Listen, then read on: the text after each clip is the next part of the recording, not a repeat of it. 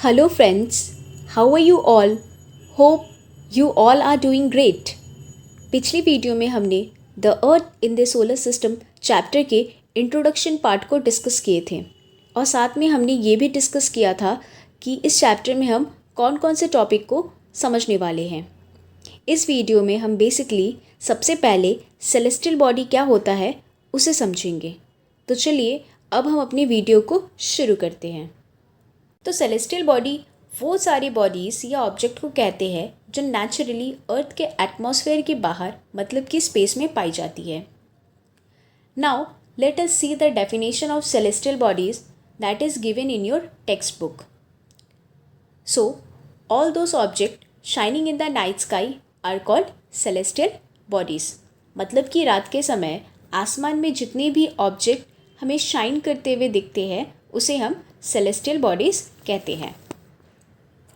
Next point जो है that is celestial bodies are also known as heavenly bodies. अगर आपसे कभी कोई पूछ ले what do mean by heavenly bodies, so never get confuse because celestial bodies को ही हम हेवनली बॉडीज़ भी कहते हैं। ये तो हम समझ गए कि सेलेस्टियल बॉडी या फिर हेवनली बॉडीज़ क्या होता है। अब हम सेलेस्टियल बॉडीज़ के कुछ एग्जाम्पल्स को देखेंगे। जैसे कि आप इस पिक्चर में देख पा रहे होंगे, stars, planets, satellites, asteroids, meteors, meteorites, moon, sun, galaxies, ये जितने भी पिक्चर आप देख पा रहे होंगे ये सारे ऑब्जेक्ट, ये सारे बॉडीज़ सेलेस्टियल बॉडी के कैटेगरी में आती हैं। तो आई होप कि आप लोगों को यहाँ तक समझ में आया होगा कि सेलेस्टियल बॉडी क्या होते हैं और सेलेस्टियल बॉडी के कैटेगरी में क्या आती है। तो चलिए अब हम नेक्स्ट टॉपिक को समझते हैं। हाँ, तो हमारा जो नेक्स्ट टॉपिक है वो है star. Now we will learn about our first celestial body that is star. जैसे ही रात होता है आसमान में अनगिनत चमकते हुए डॉट्स आपको दिखे होंगे, उसी को हम स्टार्स कहते हैं। यहाँ तक तो आप स्टार से फैमिलियर ही हैं, लेकिन हम आज इस वीडियो में स्टार से रिलेटेड कुछ और बातों को भी जानेंगे। तो चलिए अब हम देखते हैं कि स्टार्स क्या होते हैं। स्टार्स बहुत ही ज़्यादा बड़े होते हैं और बहुत ही ज़्यादा गर्म होते हैं। ये गैसेस से मिलकर के बने होते हैं। स्टार्स के पास अपनी खुद की हीट एंड लाइट होती है जो कि वो कंटिन्यूसली इमिट करते रहते हैं बहुत ज़्यादा मात्रा में। और हाँ, सुबह के समय जो आप आसमान में सन को देखते हो, जिसकी हीट एंड लाइट आप फील कर पाते हो, वह भी एक स्टार ही है।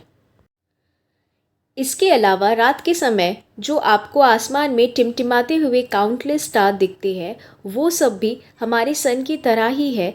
इवन उनमें से कुछ तो हमारे सन से भी काफ़ी बड़े होते हैं। पर अब आप लोगों के दिमाग में ये सवाल ज़रूर आ रहा होगा कि जब ये स्टार्स सन से भी बड़े होते हैं तो हमें ये इतने छोटे क्यों दिखते हैं और हम इनके हीट एंड लाइट को भी क्यों नहीं फील कर पाते। तो इसका रीज़न ये है कि ये सारे स्टार्स हमसे सन के अपेक्षा काफ़ी ज़्यादा दूर होते हैं, जिसके कारण ये हमें इतने टाइनी दिखते हैं और ना ही हम इसके हीट एंड लाइट को फील कर पाते हैं। तो चलिए अब इसे हम एक एग्जाम्पल से समझते हैं। आपने ये तो नोटिस किया होगा जब कोई चीज़ हमसे दूर होती है तो वह हमें काफ़ी छोटी दिखाई देती है। जैसे कि एक एरोप्लेन जब दूर आसमान में फ्लाई कर रही होती है तो वह हमें साइज़ में काफ़ी छोटी दिखाई देती है, लेकिन जैसे ही एरोप्लेन नीचे आती है हमें एरोप्लेन का एक्चुअल साइज़ पता चलता है। तो ठीक ऐसे ही रात को दिखाई देते स्टार्स के साथ भी है। वो होते तो साइज़ में काफ़ी बड़े हैं, लेकिन अर्थ से काफ़ी ज़्यादा दूर होने के कारण ना ही हमें उनके एक्चुअल साइज़ का पता चलता है और ना ही हम उनके हीट एंड लाइट को फील कर पाते हैं। तो चलिए अब हम सन से रिलेटेड कुछ इंटरेस्टिंग फैक्ट को देखेंगे। तो सबसे पहला जो पॉइंट है वो है कि सन हमारे अर्थ का सबसे नियरेस्ट स्टार है। ओके, सबसे नियरेस्ट स्टार तो है हमारे अर्थ का, पर कितना नियरेस्ट? इसका ये मतलब नहीं है कि सन हमारे अर्थ के बिल्कुल नज़दीक है। ये लगभग 150 मिलियन किलोमीटर की दूरी पर स्थित है। तो क्या आपने कभी सोचा है कि अगर हमारे अर्थ से सन 150 मिलियन किलोमीटर की दूरी पर स्थित है, तो सनलाइट जो है वो हमारे अर्थ तक पहुंचने में कितना मिनट का समय लगाता होगा, कितना मिनट, कितना सेकंड या फिर कितने घंटे का समय लगाता होगा? तो इसका आंसर है कि सनलाइट हमारे अर्थ तक पहुंचने में केवल 8 मिनट 20 सेकंड का समय लगाता है। ओके, तो ये तो रही हमारे अर्थ के सबसे नज़दीकी तारा सन के बारे में कुछ इंटरेस्टिंग बातें। तो चलिए अब हम देखेंगे कि हमारे अर्थ का सेकंड नियरेस्ट स्टार कौन सा है। तो हमारे अर्थ से जो सेकंड नियरेस्ट स्टार है वो है प्रॉक्सिमा सेंचुरी। जी हाँ, प्रॉक्सिमा सेंचुरी सन के बाद दूसरा सबसे नज़दीकी तारा है, जो कि 4.2 लाइट ईयर के दूरी पर हमारे अर्थ से स्थित है। हाँ, तो चलिए अब हम अपने नेक्स्ट टॉपिक को समझते हैं। जब आप कभी रात को आसमान की ओर देखते हो तो क्या कभी आपने ये नोटिस किया है कि कुछ ग्रुप ऑफ स्टार्स मिलकर कोई पैटर्न या फिर यूँ कह लो आकार बना रहे हो? हाँ, उसी पैटर्न को या फिर उसी आकार को हम कॉन्स्टिलेशन कहते हैं, जैसे कि आप इस पिक्चर में देख पा रहे होंगे। तो चलिए अब हम आपके टेक्स्ट बुक में दी गई कॉन्स्टिलेशन के डेफिनेशन को देखते हैं। Different group of stars form different imaginary pattern. Such a pattern of star is called constellation. मतलब कि अलग अलग तारों के समूह मिलकर अलग अलग इमेजिनरी पैटर्न या फिर आकार बनाते हैं, उसे ही हम कॉन्स्टिलेशन कहते हैं। अब अगर हम कॉन्स्टिलेशन के एग्जाम्पल देखें तो जो सबसे इजीली रिकॉग्नाइज हो जाता है वह है उर्सा मेजर। इसे हम हिंदी में सप्तऋषि भी कहते हैं, जिसका मतलब है 7 star. As per Hindu mythology, these 7 stars indicate 7 rishis.